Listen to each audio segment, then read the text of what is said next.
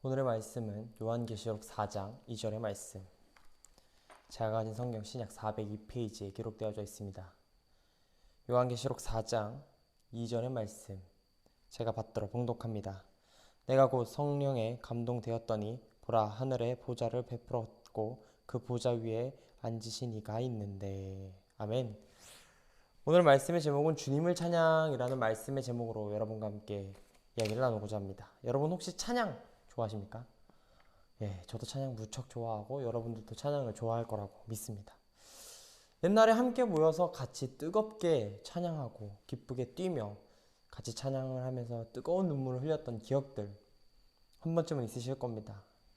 그런데 그러한 찬양을 할 수 있는 기회가 요즘 참 많이 줄었죠. 모이기가 어렵기 때문에 혹은 여러 가지 상황 때문에 그렇게 같이 모여 찬양하는 시간이 많이 줄었습니다. 그래서 그런지 함께 즐겁게 찬양하던 때가 매우 그립더라고요. 저도 찬양을 자주 듣습니다.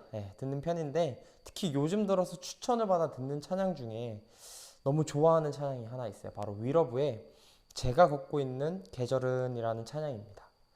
한번 들어보시면 너무 좋겠지만 가사도 너무 좋고 나오는 그 음악 자체에서도 엄청난 매력을 느끼게 되는 그러한 찬양입니다. 그 음악을 통해서, 그 찬양을 통해서 참 위로받기 충분한 찬양이다라는 생각이 들었어요. 기회가 된다면 여러분도 한 번쯤은 들어보시는 걸 매우 추천드립니다. 이처럼 좋아하는 찬양을 듣는 것은 매우 좋은 거네요. 이렇게 듣는 것도 있지만 매일 부르며 나아가는 삶도 매우 소중한 삶이겠죠.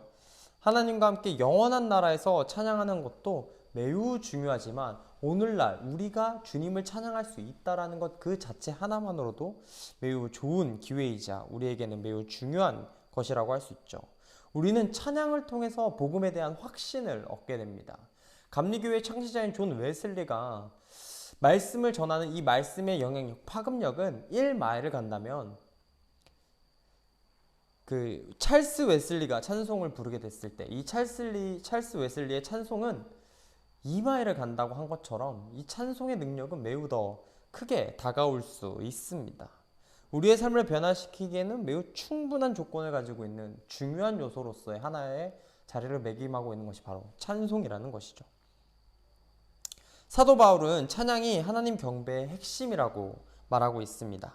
찬양은 우리 안에 관한 하나님의 말씀을, 복음을 표출하는 가장 큰 수단 중에 하나입니다. 또한 이것은 죄로 가득한 언행과 맞서 싸우기 위한 방법 중에 하나이기도 하죠. 예를 들면 시편 96편은 구원을 선포하는 방식으로 주님께 찬양하라고 이야기하고 있습니다. 우리는 찬양을 통해서 행복을 느끼지만 하나님 나라 또한 느낄 수가 있습니다. 이번 주에는 우리가 주님을 영원히 찬양하게 되리라는 점을 이야기해 보고자 합니다. 다시 말해서 언젠가 찬양이 우리가 할 일이 전부가 아니어도 핵심이 될 그 날을 생각하면 말입니다. 그러므로 그리스도의 새로운 피조물인 우리는 하나님과 함께하는 완벽한 영원히 무엇인지 서로 선포하며 살아가야만 할 것입니다. 요한계시록은 찬양이 목적뿐만 아니라 그 내용도 중요하다는 사실을 우리에게 이야기하고 있습니다. 그냥 찬양하는 것만으로는 충분하지 않다라는 것이죠. 누구를 위해서 찬양하는지, 그리고 왜 찬양하는지가 정말 중요하다라고 이야기하는 것입니다. 그래서 오늘 읽었던 본문으로 시작해서 요한계시록 4장에서 5장은 하나님께 드리는 두 가지의 찬양을 통해 우리가 만물을 지으신 창조주이자 거룩하시고 전능하시며 영원하신 내 옆에 계시는 하나님을 찬양한다라는 사실을 우리는 알게 될 거라고 이야기합니다.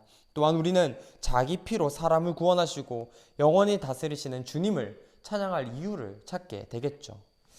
지지난주와 지난주는 하나님의 거룩하고 완전하심을 설명했으며 공의로우시고 자비로우신 성품에 대해서 이야기했습니다. 이 성품들이 우리의 찬양을 받기에 합당하신 주님의 이유라고 생각합니다. 하나님의 성품과 그 행하신 일을 보면 우리는 예배 드릴 수밖에 없는 상황이겠죠. 주님이 우리를 위해 피 흘리셨던 것을 생각하면 말입니다. 계시록 4장에서 이야기하는 예배가 바로 이러한 모습입니다. 하나님은 거룩하십니다. 하나님은 거룩하시다라는 말은 주님이 우리와 구별되시거나 유일무이하신 분이라는 뜻을 가지고 있습니다. 하나님과 같으신 이가 없다라는 것이겠죠. 그래서 보좌를 둘러싼 이들이 하나님께 그저 거룩하다라고만 선포하지는 않았습니다. 그들은 그 이상을 선포합니다. 다시 말해 거룩하다, 거룩하다, 거룩하다 라고 3번 연달아 성경에서 보면 선포하고 있습니다. 이렇게 연이은 선포를 들은 당시 유대인들은 이사야가 환상 가운데 주님의 보좌를 보고 들었던 삼중 선포를 떠올리게 되었습니다. 그들은 이 삼중 선포가 하나님의 거룩하심이 인간의 이해를 넘어선다라는 의미를 잘 알고 있었으니까요. 계시록을 읽은 우리는 삼중 선포를 통해 하나를 떠올리게 됩니다. 여러분 셋 하면 떠올리는 게 뭐가 있죠? 성부, 성자, 성령. 예, 맞습니다. 바로 삼위일체이죠. 삼위일체 하나님은 비교할 수 없는 거룩함과 아름다움으로, 그리고 그 위엄이 보여주시는 그 거룩함이 거룩하다라고 3번 얘기할 수 있을 만큼의 매우 그러한 분들이기에 주님은 우리에게 그렇게 다가오시죠.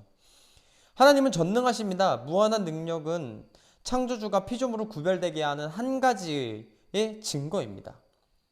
이 자연에서 관찰되는 힘이나 실험을 가동시키는 동력이나 발전기에서 생산되는 전력에 비하면 하나님은 그러한 힘들에 비해서는 비교할 게 없을 만큼 매우 무궁무진한 힘을 가지고 계시죠. 요한은 그 무한한 능력에 대해서 번개와 음성과 우레소리 그리고 등불 7을 생각하며 묘사하게 됩니다. 하나님의 능력에 대해서 말이죠. 이러한 일들이 실제로 일어났을지는 요한이 본 게 정말 실제로 일어난 것일지는 모르겠으나 가장 확실한 대답은 이 무궁무진한 하나님의 능력을 표현할 수 있는 방법이 요한이 생각해낸 최대의 방법은 이것이라는 것이죠. 표현으로 다할 수 없는 하나님의 능력을 표현하기 위해 이 요한은 번개 그리고 우레소리 7개의 등불 같은 표현들을 사용했다는 것입니다. 하나님은 영원하십니다. 우리는 흔히 영원이라고 하면은 끝이 없는 시간이라고 생각할 때가 많이 있습니다. 그저 영원히 계속되는 시간 말이죠. 그러나 하나님은 영원하시다라는 이 말은 여기에서는 그 의미를 가지고 있지는 않습니다. 바로 그 이상의 의미를 담고 있다는 것이죠. 하나님이 영원하시다라는 것은 확실하지만 단지 영원히 살아계신다는 뜻은 아닙니다. 영원하신 하나님이란 그분의 본질, 즉 근본적인 속성을 묘사한 단어이죠. 하나님은 시간 밖에서 존재한다는 점에서 영원하시다라는 겁니다. 시간이라는 것은 시작과 끝을 측정하는 하나의 방식으로서 사물이 변해가는 과정을 알 수 있는 배경이 되기도 하죠. 그러나 하나님은 시작도 없고 끝도 없으시며 변하지 않으십니다. 늙거나 피곤하거나 지치시는 일이 없다라는 것입니다. 하나님은 영원하심으로 우리와는 전적으로 다르십니다. 보좌를 둘러싼 이들은 그분이 이제도 계시고 전에도 계시며 장차에도 오실리 라는 것을 선포하며 살아갑니다. 그 선포로 주님은 항상 존재해 오셨으며 지금도 존재하시며 앞으로도 늘 우리와 함께 존재하실 것입니다. 이 요한계시록의 이 장면은 하나님에 관한 기본적인 신학적 진술에서 나왔으며 오늘날 우리의 예배에도 이와 같아야 한다고 생각합니다. 성경에서 하나님에 관한 지식을 얻으면 마음과 생각과 말로 올바른 예배를 드리게 됩니다. 그리고 찬양을 통해서 하나님이 누구이시며 우리에게 어떤 일을 행하셨는가에 관한 좋은 소식을 우리는 자연스럽게 노래하게 된다는 것이죠. 이것이 바로 우리가 지금부터 영원토록 부를 노래라는 것입니다. 주님이 우리에게 행하셨던 그 일과 전지전능하시며 무궁무진하신 하나님의 능력을 말이죠. 하나님은 어떠한 개념이 아닙니다. 실제로 존재하는 완벽한 하나님이시기에 경배함을 받기에는 충분히 합당하신 분이죠. 그런 이유로 보좌를 둘러싼 생물들과 많은 천사와 장로들의 그분을 끊임없이 찬양합니다. 어쩔 수 없이 찬양하는 것이 아니라 하나님이 사랑이 많으시고 자비로우시고 경이로우시며 영광스러우신 그리고 선하신 분이기 때문에 말이죠. 그러나 경배에서 멈추지는 말아야 합니다.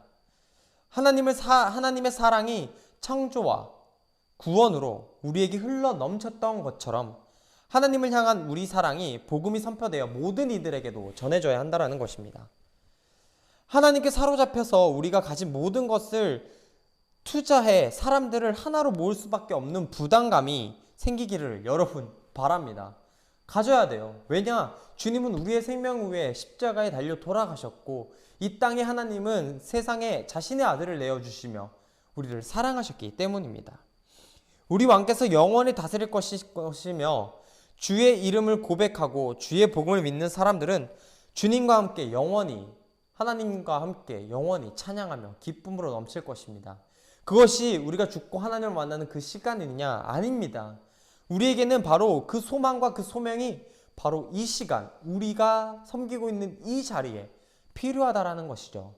찬양의 모습은 각기 다를 수 있으나 그것을 전하는 이에게는 찬양을 불렀던 그 기쁨이 그대로 전달되는 우리의 찬양이 정말 주님을 찬양하는 찬양이 되어야 한다라는 것입니다.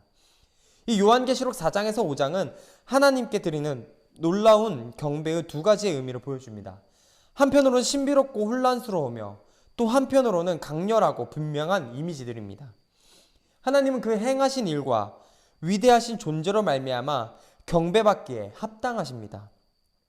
하나님을 경배할 이유는 충분합니다. 하나님은 거룩하시고 전능하시며 영광과 사랑과 자비와 은혜가 충만하시기 때문에 그를 경배할 이유는 넘쳐납니다. 예수님을 보내주신 데에 이 모든 것을 분명히 알 수 있습니다. 죽임을 당하셨다가 다시 살아나신 하나님의 어린 양 예수님 덕분에 우리는 하나님의 임재 앞에 나아가 예배할 수 있고 끝없이 다양한 방법으로 경배하며 하나님과 영원히 함께할 수 있습니다. 그러나 이것은 미래 어느 날에야 이루어지는 것이 아니라는 것이죠. 오늘 우리가 교회에 모여 하나님을 찬양할 때 모이지 못하더라도 주님을 찬양하는 그 시간에는 그리고 온 세상에 하나님의 영광을 들을 수 있도록 공동체가 함께 찬양할 때 이러한 일들은 이루어질 것이라는 겁니다. 그렇게 한 주간 살아가시면서 주님을 찬양하시며 살아가는 여러분이 되시기 바랍니다. 모이기가 힘들어서 내가 찬양하는 목소리가 좋지 않아서 혹은 주변의 시선 때문에 내가 찬양하는 게 꺼려지신다면 여러분 세상의 모든 풍란과 어려움을 물리치시고 그 고난과 비참한 모욕을 받아가며 우리를 위해 십자가에 달리신 주님을 생각해 보십시오. 그렇다면 우리가 그 주님을 찬양하지 않을 이유가 없다라는 것입니다.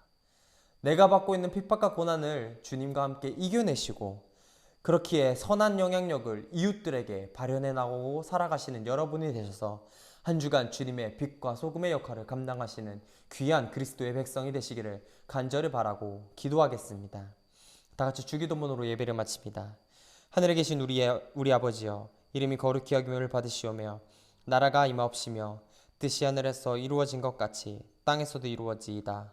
오늘 우리에게 일용할 양식을 주시옵고 우리가 우리에게 죄 지은 자를 사하여 준 것 같이 우리 죄를 사하여 주시옵고 우리를 시험에 들게 하지 마시옵고 다만 악에서 구하시옵소서. 대개 나라와 권세와 영광이 아버지께 영원히 있사옵나이다. 아멘.